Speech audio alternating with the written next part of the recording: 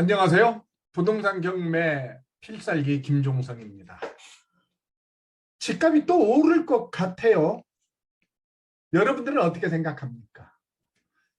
지금 이제 작년 11월부터 집값이 잠잠했어요.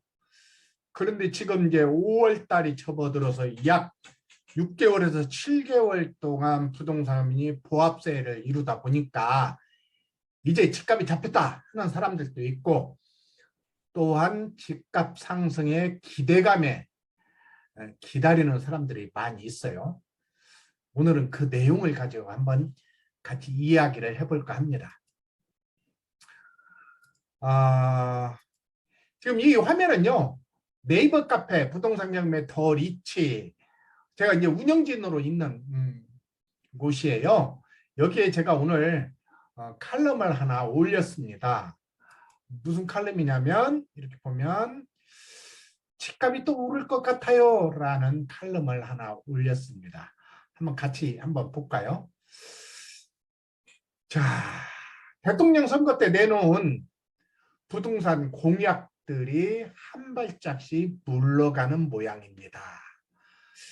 근데 이제 또 더불어민주당의 이재명 대통령 후보, 국민의힘의 윤석열 대통령 후보, 부동산 공약을 간단하게 정리해보면 이런 내용이 있었죠. 이제 당선자 윤석열 대통령 당선자 쪽에서 내놓는 공약을 보면 민간주도 주택 250만 호 공급하겠다.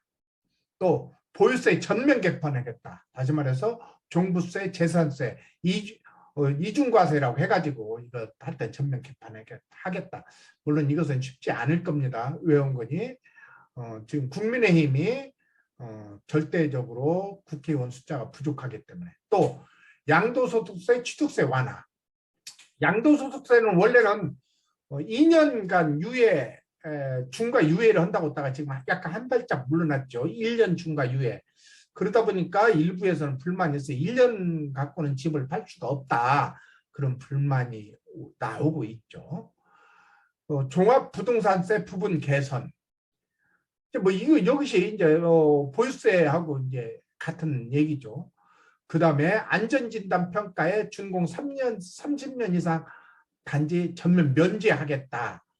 이것도 이번에 이제 국회 청문회에서 국토교통부 예정자인 원희룡 전 제주지사가 이 부분도 말을 좀 바꿨죠. 예. 그 다음에 서울 역세권 민간 재건축 지역 용적률 상향 조정하겠다. 이것도 이번에 그 원희룡 국토교통부 예정자가 말을 바꿨습니다. 다시 말해서 여러 가지로 공약에 내세웠던 부동산과 관련 정책이 많이 바뀌어가고 있습니다. 간단하게 정리하면 이번 정부에서는 공급 확대를 하겠다는 것, 그 다음에 부동산과 관련된 세금 제도를 전면 개편하겠다. 또 공급 확대를 하기 위해서는 재건축, 재개발을 뜯어 고치겠다. 이렇게 크게 윤석열 정부의 부동산 관련 공약을 정리해 볼 수 있었는데요. 이런 공약들이 지금은 한 발짝씩 물러난다는 뉴스를 보게 됩니다. 그러면 어떻게 될까요? 공급은 당장 이루어지는 것은 아니지만 공급에 대한 메시지만으로도 사람들에게 심리적 요인을 줄 수 있죠. 그리고 세제를 개편해서 시중에 정체되어 있는 물량을 소통시켜서 거래가 이루어지도록 해야 하는데, 공약으로 시장에 기대감을 주었던 것들이 한 발짝씩 물러나다 보니까 추측거리고 있는 겁니다. 결국 시중에 돈은 풀리고 약 1,700조가, 일부 보도에 의하면 1,700조가 풀린다고 그래요. 갈 곳을 찾지 못한다고 그럽니다. 그리고 금리를 인상한다고 하지만 그것으로는 1,700조의 돈을 흡수하기에는 상당히 역부족이란 그런 전망을 내놓고 있어요. 그래서 그런데 이제 매수할 부동산도 많지가 않아요. 돈이 남아있고 이 돈이 금리가 오른다고 하지만 예상금리보다도 그렇게 기대치가 미치지 못하기 때문에 또 요즘에 뭐 주식이 굉장히 어렵잖아요. 그러다 보니까 필연적으로 부동산으로 흐를 수밖에 없는데 부동산 쪽에서는 이런 세제 개편이 이루어지지 않았고 그다음에 공급이 미진하다 보니까 기존에 있는 주택 가격이 오를 수밖에 없게 된 거다. 그렇게 말씀을 드리고 싶어요. 이 일을 어쩌죠? 당장 집이 필요한 사람들이 있습니다. 당장. 첫 번째로는 신혼부부들이죠. 신혼부부. 두 번째로는 아이들 문제 때문에 아이들 문제나 또는 직장 문제 때문에 실거주로 갈아타야 되는 사람들이 있어요. 그 다음에 세 번째로는 전세로 살다가 계약 기간이 끝나서 어쩔 수 없이 집을 옮겨야 되는데 전세 대출이 안 돼요. 그래서 작년에 이 사람들이 반전세로 많이 돌아섰습니다. 반전세로 돌아서다 보니까 어떻게 돼요? 대출 이자보다도 월세 비중이 커요. 그래서 이 사람들 실거주로 이사를 해야 되는 이 사람들. 네 번째로는 이제 사회생활을 시작해서 첫 주택을 마련하고자 하는 젊은 사람들. 이런 사람들은 당장 집이 필요합니다. 이런 부류 사람들은 당장 내 집 마련에 관심이 많은 실수요자들인데요. 이런 분들은 집값 통행에 예민할 수밖에 없고 윤석열 정부의 부동산 공약을 철석같이 믿었던 사람들이었습니다. 이런 실수요자들이 새로운 정부의 부동산 정책에 불안감을 드러내고 있는 게 요즘의 현실입니다. 공급을 늘리고 대출을 풀어서 집을 구입하는데 숨통을 터줄 것을 기대했는데 모든 것이 문재인 정부와 다를 것이 없게 된다면 집값이 오를 수밖에 없을 것이란 분석이 나오고 있습니다.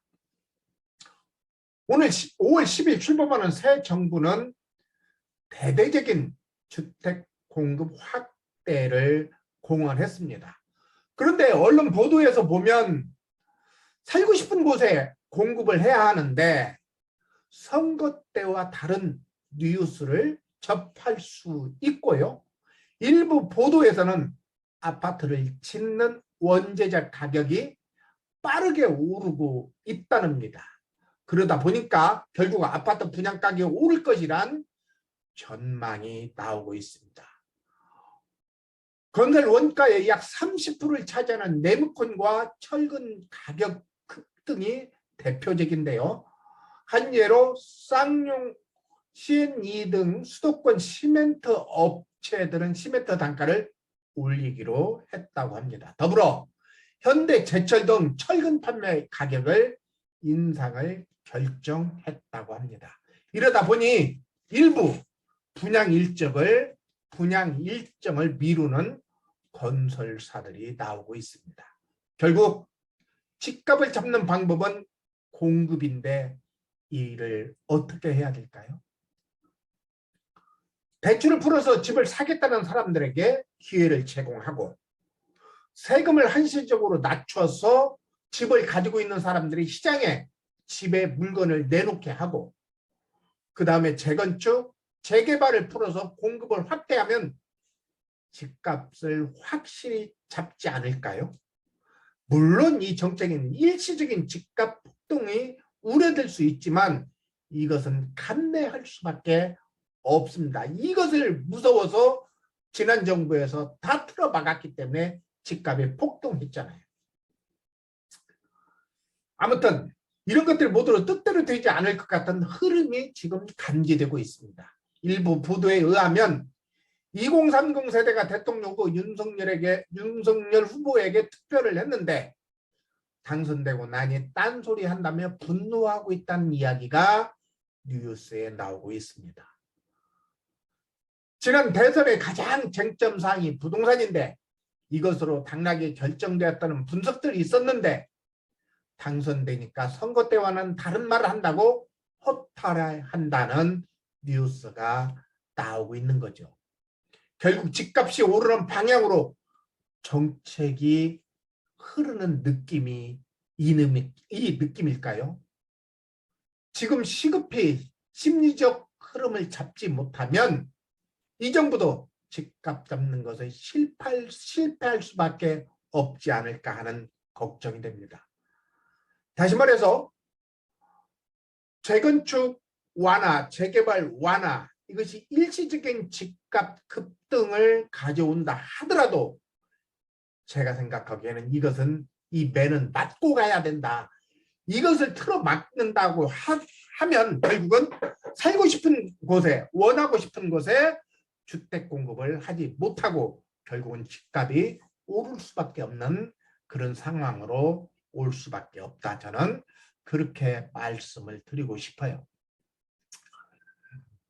제가 이제 운영진으로 있는 부동산 경매 더리치 네이버 카페에 있는데요. 여기에서 우리 경매 부동산 기초반을 모집하는데요. 원래 5월 15일과 5월 17일 날 개강하기로 한 것을 5월 22일과 5월 24일로 연기했습니다. 혹시 이 방송을 듣고 고민했던 분들은 참고하시기 바랍니다. 자, 오늘은 이렇게 집값 오름에 대한 불안함에 대해서 이야기를 했는데요. 여러분들은 어떻게 생각하십니까? 지금 전세 시장도 홀딩 상태, 매매 시장도 홀딩 상태가 됐는데요. 6월 1일 재산세 기준일이 지나고 나면 아마 다시 부동산 시장이 꿈틀거리지 않을까 저는 그렇게 전망하고 있습니다. 아무튼 이 정부가 새로 들어선 새 정부가 이런 부분들을 잘 인지해서 꼭 집값을 잡았으면 좋겠습니다. 오늘은 여기까지 하겠습니다.